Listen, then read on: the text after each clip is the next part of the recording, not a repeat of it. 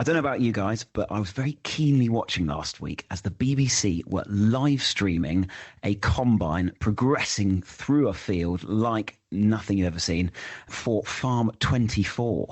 Combine cam. It's cool, Exactly. isn't it? You could watch that all day. I can't help thinking that as a live stream that hopefully nothing goes wrong and we don't get a mishap and something that shouldn't be combined up does get combined up. But I didn't hear any stories of that happening. That reminds me of a time when I was in New Zealand and I was basically a bum on a seat in a combine. I'd never driven one before. They taught me well how to do it in about a week. And I was merrily going through a field of, I think it was grass seed actually, doing the grass seed harvest with a draper header on the front, and I combined over a saucepan, and it made the combine make some really weird noises that did scare me, to be honest, but we move.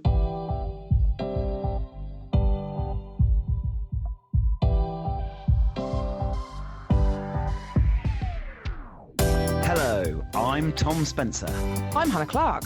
And I'm Charlotte Fawkes-Rees. And this is Agonomics, your weekly podcast where economics meets agriculture. We're joined by two more of our brilliant AHDB colleagues, and following last week's Beef Outlook episode, it's pork on the menu today. Yes, this week we'll be looking at the pork outlook with senior analyst Freya Shuttleworth. Then Retail and Consumer Insight Manager Vanessa Adamson will help us out on the demand side of things. Tom, have you been continuing your research after all that steak last week? Yeah, and how much pork have you been eating? Well, it's only fair that I give pork the same attention as beef, so hopefully the weather will hold out and we'll be throwing a few ribs on the barbecue. Cool, that sounds good to me. Delicious. Of course, we'll also be looking at a few news stories that have caught our eye and answering this week's big question. So remember, new episodes drop at midday every Wednesday, so follow us wherever you listen to podcasts to make sure you don't miss a show. And please do get in touch. Email us at agonomics@ahdb.org.uk. Hello, we're back again for another week. Starting off with what's in the news. Tom, what have you been reading? So on the topic of pork, as we've already mentioned, I have been looking at the long-term consumption outlook for pork. So that goes all the way to 2033. And there really is some interesting stuff in there. The sort of top-end annual growth rate for some areas of the world, particularly looking at Southeast Asia, is going to increase 3.6% per year, which I think is staggering. 131 million tonnes is projected to be consumed in 2033, with a minus 2% forecast drop in global per capita pork intake. So it will be quite a varied picture when you're looking at where consumption's coming in the world, particularly those sort of developing areas that are going to be increasing that percentage. From a sort of global food consumption growth coming from India and Southeast Asia, they're going to be sort of making up a 30% share by that year. And then a decline in pork share of protein in high-income countries. We've particularly seen that with about a drop of 5%. So if you want to check out that article, please do visit the AHDB website. That's ahdb.org.uk. Speaking of India, I think, Hannah, you've got some interesting news from that side of the world. Yeah, so one of our senior analysts, Jess, has put out a piece recently on the UK-India Free Trade Agreement, which was signed on the 24th of July, so a few weeks ago now. The deal aims to boost trade between the UK and India, which has previously been quite limited. The Indian market is quite restricted. There's been quite high tariffs on that market and access barriers, which this deal is aiming to liberalise. So the deal aims to cut tariffs on 90% of tariff lines and kind of make that trade a bit more frictionless. India is quite an exciting market, I would say. Generally, it's got really high growth rates predicted. It's the fifth largest economy in the world, and it's got the highest growth rate in the G20. So it's quite a dynamic market, and that presents opportunities for UK businesses.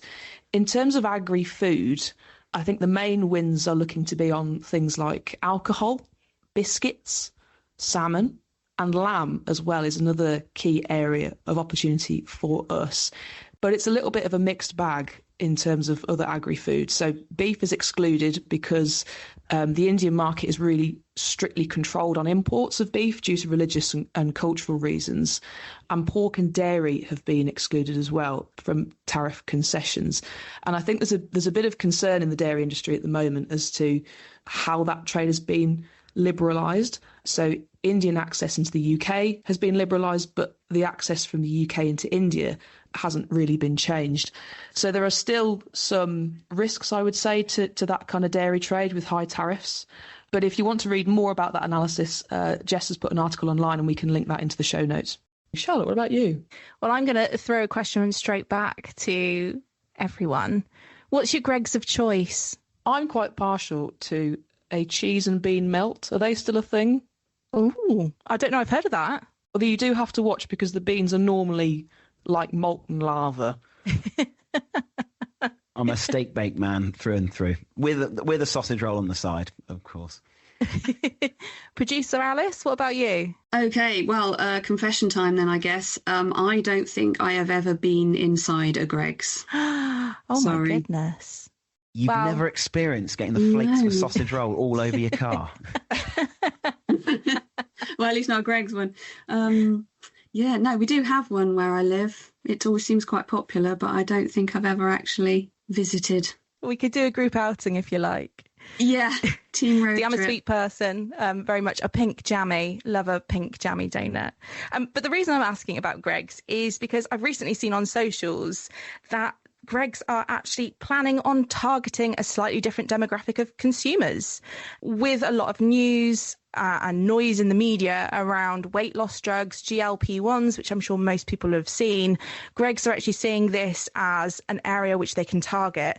So looking at bringing out a new selection of foods that have smaller portions and higher protein alternatives.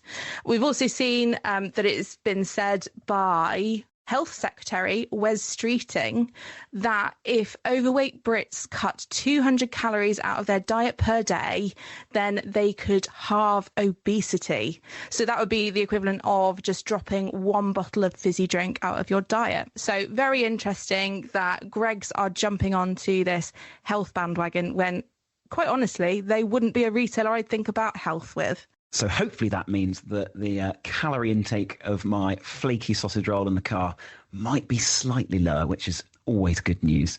Thank you for that, Charlotte. We're just going to take a quick break and we'll be back to hear about the pork outlook. Hi, I'm Freya Shuttleworth, Senior Analyst at AHDB, with a look at the pork market for the week ending the 2nd of August. GB deadweight pig prices are relatively steady, with small weekly movements up and down. The EU spec SPP currently stands at 207.8 pence per kilo, having eased by less than a quarter of a penny from the previous week. The SPP is up 2.4p since the start of the year and sits 1.7p below the same week in 2024. Average EU pig prices have also held on in recent weeks, despite some fluctuations between individual nations. The EU Grade S reference price in the most recent week stood at 184.3 pence per kilo. Domestic demand for pig meat has been robust, with the latest data from World Panel by Numerator showing GB retail sales for the 12 weeks ending the 13th of July up 1.4% year on year. This growth in volume was driven by an increase in primary pig meat, with belly, mince and ribs performing particularly well. Added value products also continue to make strong gains with increased shopper frequency. For the latest data and analysis on red meat, dairy and arable markets, head to ahdb.org.uk and click on Markets and Prices.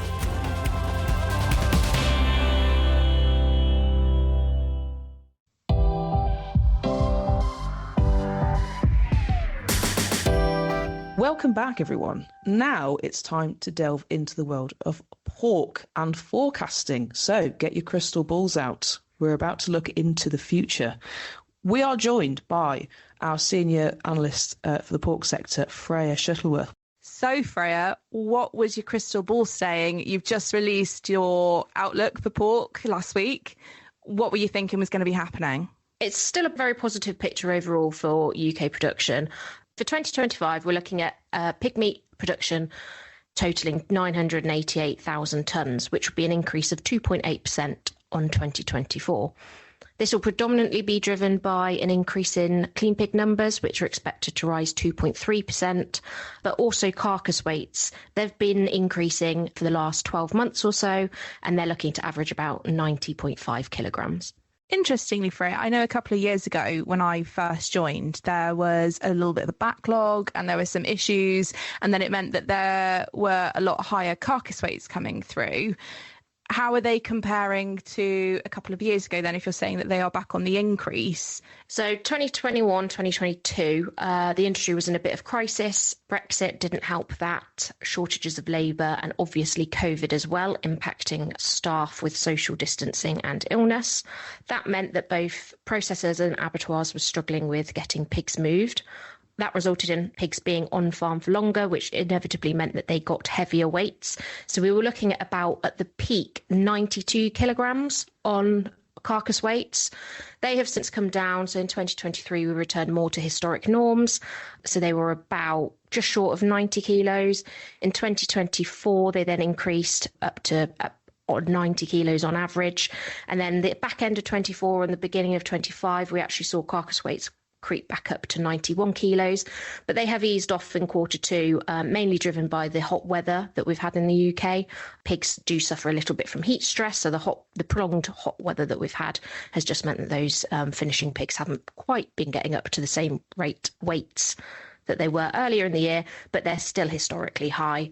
There are long-term improvements in weight gain. So as we improve the genetics of our pigs, as producers look to maximise their contracts, we are generally seeing that the UK pig industry is increasing its carcass weights over time. And actually, that's not just limited to the UK. That is a global movement as well. When we look at long-term production forecasts, all of the key producing nations across the EU and North America and South America are pushing to make those productivity gains. Yeah, I mean, the pig crisis was a hugely tumultuous time for the sector, wasn't it, Freya? We've seen quite a bit of stability, I'd say quite welcome stability in the pork market over the last 18 months, year or so. And of course, we were both at the Pigs Tomorrow conference recently. What were you picking up around sort of sentiment, and how does that really translate into the outlook? Yes, I would say that industry sentiment is rather positive and has been, as we say, probably for the last 18 months or so. There are some uncertainties around some government policy, so thinking of the autumn budget and the spring budget reviews. But on the whole, prices have held very stable. They're not as high as they were in 2023, but 2025 is currently holding very close to 2024, and we suspect that that will continue for the rest of the year. The EU price differential has narrowed, so we've not got so much pressure between those. So that's seeing our import balance back a little bit, which is welcome news for UK producers. But then also the net margins are holding up as well. We've seen some key costs have eased, such as feed. So feed, wheat and general ingredients and protein prices have eased over the last kind of 6 to 12 months.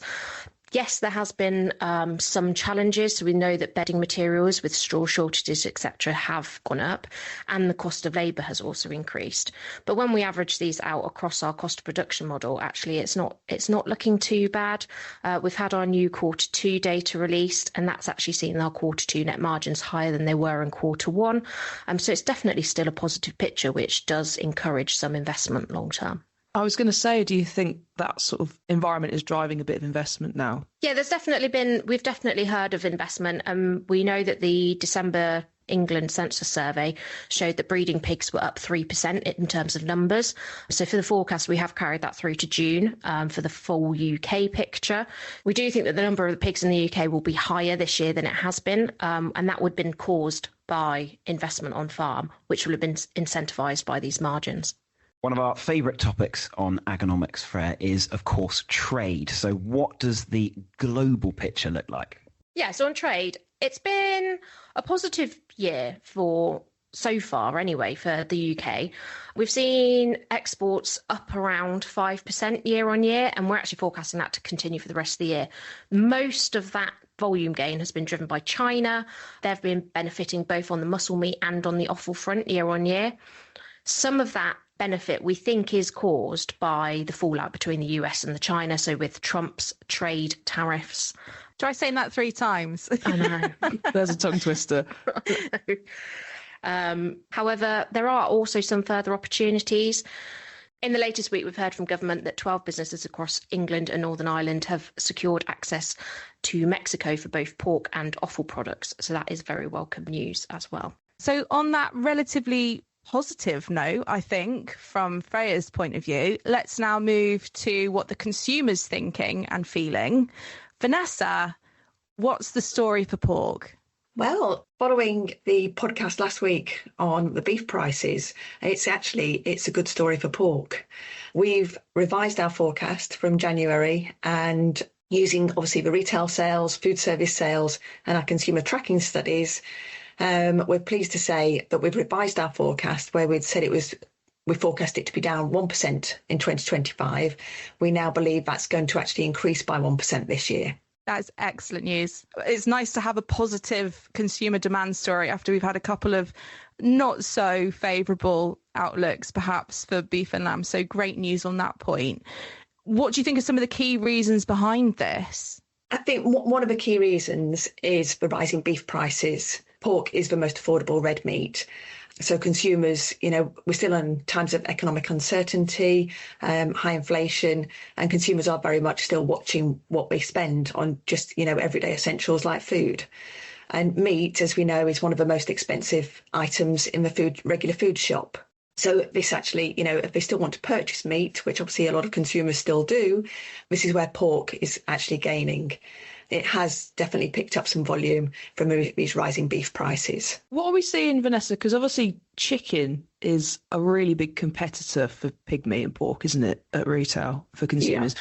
Is pork losing any volume to chicken as a result of what we're seeing with price inflation? Yes, unfortunately, chicken is seen as a more versatile dish. So, pork naturally loses some to chicken. And I think this is where at AHDB, we do a lot of work behind the scenes to try and promote, the health benefits of pork and try and encourage consumers to trade into pork. You can create budget-friendly dishes and recipes with pork. So there's a great variety there, but it's getting that message across. Are there any specific wins that the pork counter has had in terms of cuts? Yes, very much marinated dishes. That premium end of a market where people want to treat themselves. So it's a nice thing to do to treat themselves to a more premium end of a market. So marinades are doing well. Also, on the other end of a scale, mince is obviously a more affordable cut and it's very versatile. So, consumers can easily make bolognese, can make Mexican dishes, chilies, also burgers, meatballs. And that's a good, win for the family that pork's very versatile at doing that. And then we've also seen, we're in summer at the moment, ribs are doing really well. I know you touched on that, Tom, good favourite of yours. And also, the ever popular sausages. Sausages are good family favourite and also a favourite on the barbecue. So they're all doing really well this year. So you've just touched on that some of the cuts that are doing well are those that perhaps can be for recreating those out-of-home moments, but in-home as that cost saving. How is pork doing in the out-of-home market? Are people still going out and purchasing pork for their dishes when they are eating out? Yeah, very much so. I mean, pork is a popular item, like we've touched on. We've touched on greatly for Greggs here. It's a good treat and it's more affordable. If you want to go out, you can go and treat yourself, maybe while you're working, go and treat yourself to a quick lunch. It's not going to break the bank. So, your sausage rolls, your pasties, maybe a bacon sandwich, sausage baguette, for example, they're good examples. These are all doing well and all still very popular. So overall, it sounds like quite a positive picture for pig meat demand. But I guess there's always room for improvement with these sort of things, isn't there? So what are you kind of seeing from a supply chain and a retailer perspective that could be done to kind of boost that pork demand and keep it in people's baskets? I think we really need to keep it top of mind. Pork is kind of maybe like a forgotten meat. So we need to really keep up the good health perceptions. Good for protein. It's good for vitamins and vitamins B12. And at AHDB, we have a marketing campaign, Love Pork, which shows lots of healthy recipes that are quick, easy and good family-friendly dishes and very tasty. We've carried out some healthy basket research, which proves that actually people that purchase red meat are more likely to be purchasing vegetables at the same time. So, primary red meat is good for you in moderation, and you are likely to have it with vegetables. So reminding consumers that pork is more than just thinking about sausages or bacon. It's about all the different things you can do with it, that it's good for you and that it's really tasty and enjoyable, I suppose, isn't it? Yeah, very much so. So thank you, Vanessa, and to Freya. Some really insightful stuff there. I can comment that I have recently delved into the Mexican side of pork's ability, and we've made some pork mince tacos that went down a treat with my housemate. Please do check out the full article and full outlook on the website ahdb.org.uk. I know we've scratched the surface and wet our whistle with it today, but there's some really juicy content on there too. So before we move on to our big question of the week, it's time to take a quick break. If you're looking to bring new talent into your business, then the Pig Industry Scholarship Programme could be for you.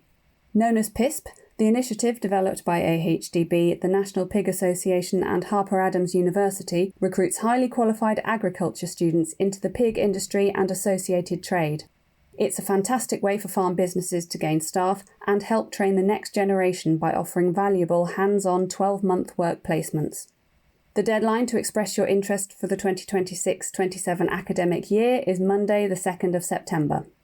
For more, visit ahdb.org.uk and search for Pig Industry Scholarship.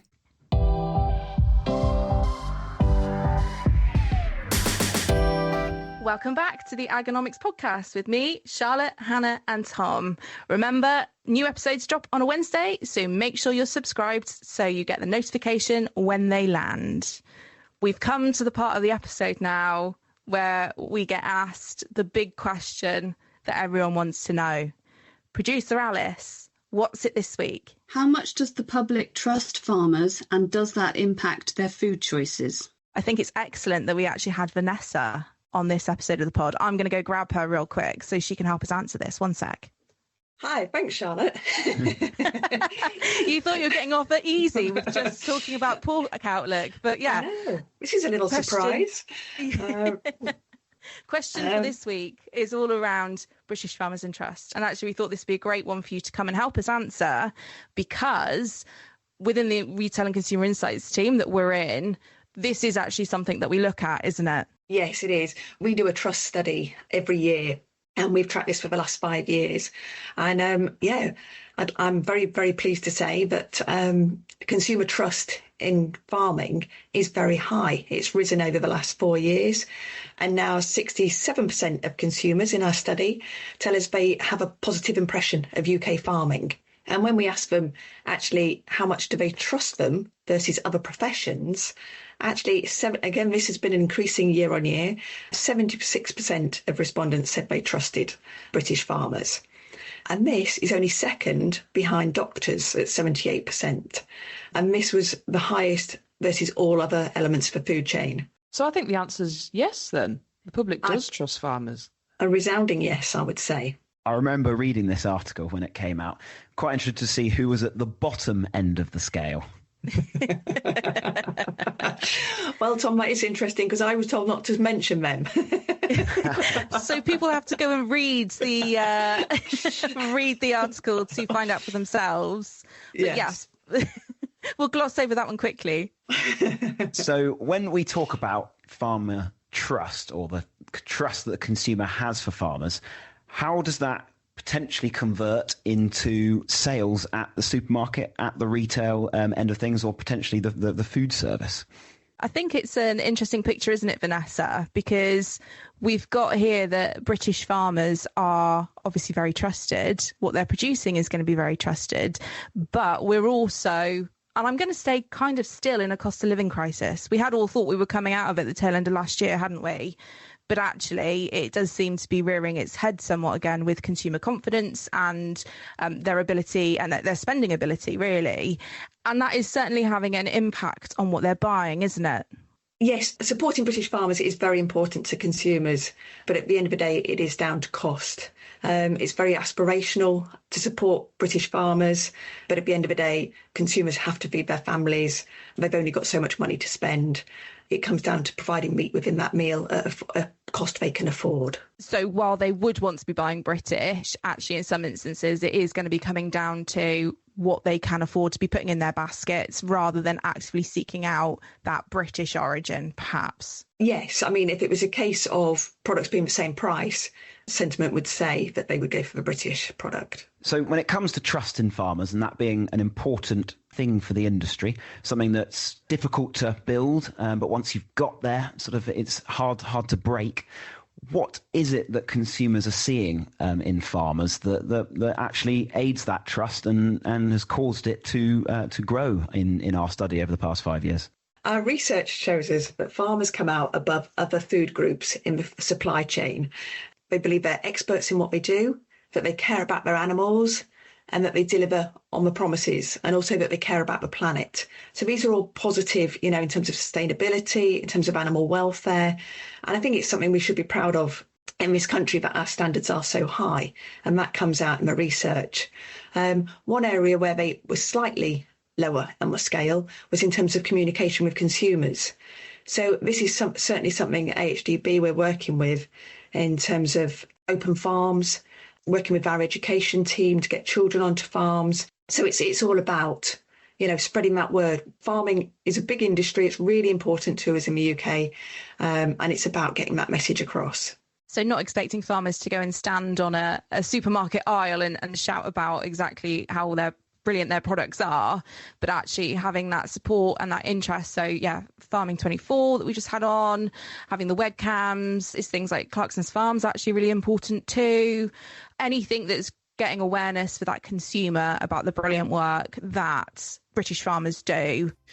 Well, I think that's probably all we've got time for today in this episode, so that just leaves me to wrap up. We've delved into the world of pork. Thank you very much to our guests, Vanessa and Freya, for taking us through that. As Tom said, we've hopefully wet your whistle for that analysis, and there's plenty more of that online, so you can go and read the full report, and we'll include links to all the details in the show notes for you to go and have a look at. As always, it just leaves me to say, if you've got a question or a topic you've always wanted us to cover on the pod, please do get in touch with us, drop us a message or email us at agonomics@ahdb.org.uk. Thank you, Tom. Thank you, Charlotte. A pleasure as always. I'm off to Greg's. See you there. Come on, Alice, we'll go into Greg's. Excellent.